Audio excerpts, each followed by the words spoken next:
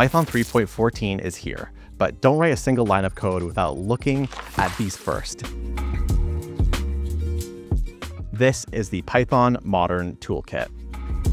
First off, one of my favorites is UV. I started using this as a replacement for the pip package manager, but found out that it can do a ton of other really cool stuff that I never knew. Before I talk about that though, the UV package manager sold me with it being written in Rust. Just kind of like how, everything gets karma nowadays. Now their benchmarks do say that they are 100 times faster than pip, which it's their own benchmark. So you got to kind of be a bit skeptical of that. But either way, you can just tell that this is going to be a really, really fast. But something that I really like is the global caching. And that's something that is just an absolute lifesaver for me, especially if you've seen my other videos. I'm always creating local AI or machine learning projects. So I'm always having to reinstall those Python libraries that are just hefty and big, like the NVIDIA CUDA libraries or something. And this global cache can help me with that. So thank you very much. Now, UV was supposed to be the poetry and pip replacement, but it's actually also the Pydantic replacement as well. Yeah, you can manage your own Python versions in here as well. So first, you want to install a virtual environment. And what I like about it is that it has backwards compatibility with pip. So if you have like a requirements.txt file, it would be able to identify that.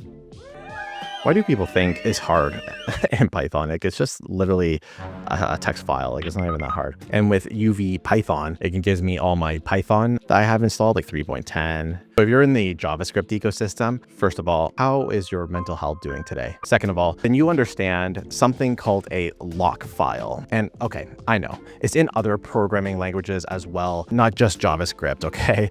I just have to speak to my demographic here. Lock files offer more precision than traditional requirements.txt files by capturing the exact versions of both direct and indirect dependencies. And this creates a complete snapshot of your project's dependency tree, preventing the dreaded "it works on my machine" problem and ensuring identical setups across all your different environments. So next up is Ruff. Now, this project is actually made by the same people, which, let me have a look here. I'm on to you, which means that it's a really, really fast Python tool. And it's a formatter and linter for your Python code. Again, looking at their metric made by themselves, other linters are extremely slow in comparison. Autoflake over here is at 6 seconds, while Ruff is at 0.16 seconds. And poor Pylint, look at this, it's still going on my screen. Like, wow. With Flake 8, you would usually use a language server so you can implement it directly into your Visual Studio Code, PyCharm, Notepad++, Dreamweaver, if that's what you're still using. And with Ruff, it's actually the same. You install it through pip or UV, like mentioned above. Usually this is done for you if you install it as an extension in your code editor, like Visual Studio Code and PyCharm. Now, it will save you the more technical, in-depth details, as you'll find a lot of things that you can do in their config files. But just know that Ruff has the ability to lint your code, format your code, and more, but it's just really fast. Ruff is definitely a much easier switch than UV, and if you aren't using this, it just kind of feels like a waste of time. If you've seen my ADHD printer video with Python and want to build something similar with like agentic AI, make sure you check out the sponsor of today's video, Arcade.dev. Arcade lets your AI agent securely take real-world applications through user-specific permissions, pre-built MCP servers for Gmail, Slack, GitHub, and more. But what I really like is easily creating my own MCP server. Similar to if you're developing like an HTTP server, you can create an MCP server using a decorator and use Python typings to help generate the code that an agent that either you developed or Claude Code, Cursor, whatever can use. You simply install the Arcade CLI, then you run the Arcade new command, and then you just kind of start coding. Everything is ready to get going. Then we can just run our MCP server locally or deploy it so you can use it in your VS Code, Cursor, Claude. I mean, everyone's different, wherever they consume MCP servers, if that's something you're into. When it comes to building with current LLM technologies, the concept of tools or agents is what turns an AI app from an annoying little bubble in the corner of a software that you have downloaded to a massive productivity booster. Make sure you check out Arcade.dev in the description below. Thank you, Arcade, for sponsoring today's video. This one is going to depend on what code editor that you use. Type checking is something that isn't built into Python. When you say something has to return an integer, but you return a string instead, it will just kind of sit in the corner and watch you burn. It'll just let it happen. Type checkers, for the most part, will let you know about this before you even run your code, usually by telling you in your code editor or through the terminal. I have had mixed results with this, so I have a couple of recommendations depending on what you use. If you use Visual Studio Code, then Microsoft has a really good one called Pylance. Now, Pylance is not open source, but it does use something called Pyrite, which is open source, which is also from Microsoft.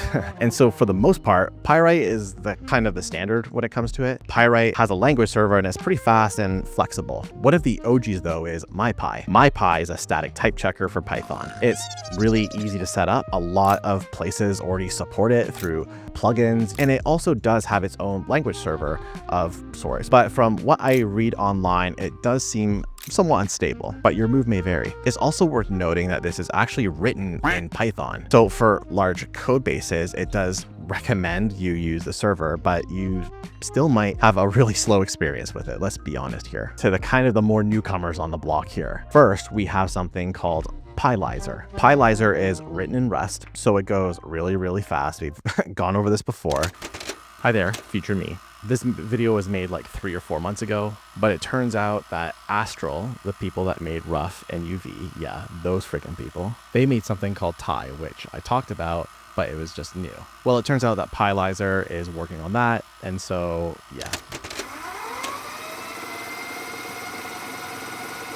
And as of this video, there's been a sneak peek from the people from Ruff about a type checker that they're making called Ty. And that's been released for a minute now, and it has its own language server. You can actually just download it as a VS Code extension.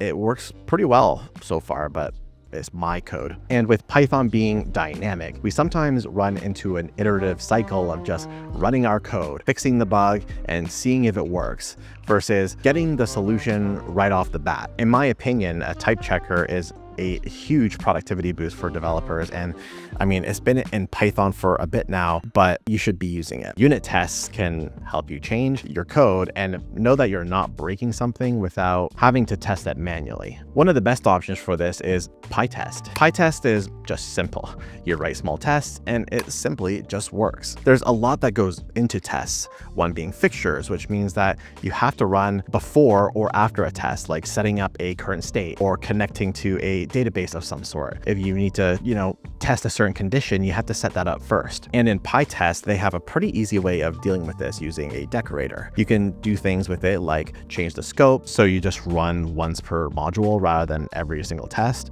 or add in parameters or auto use them. And the output is pretty nice as well, giving you a pretty detailed view of why your code succeeded or failed. It's also just really customizable, where you can set up a test directory or just have it in testing in different ways. And it's very heavily documented with huge plugin and extension ecosystems, like connecting it with Playwright or other Python tools like Flake8, or even connecting to specific databases. Now, even though PyTest is really simple, you could also just use the standard unit test library that is also built into Python. Although I don't really mind the class-based unit test system, I know a lot of people on Reddit, YouTube, whatever, didn't like it and preferred the whole function-based system. So what can you really do? No matter what though, even if you choose to use the standard unit test library that comes built into Python, or if you use PyTest, make sure you implement some sort of test system in some sort of way. Pydantic is a data validation library. Often we're dealing with objects,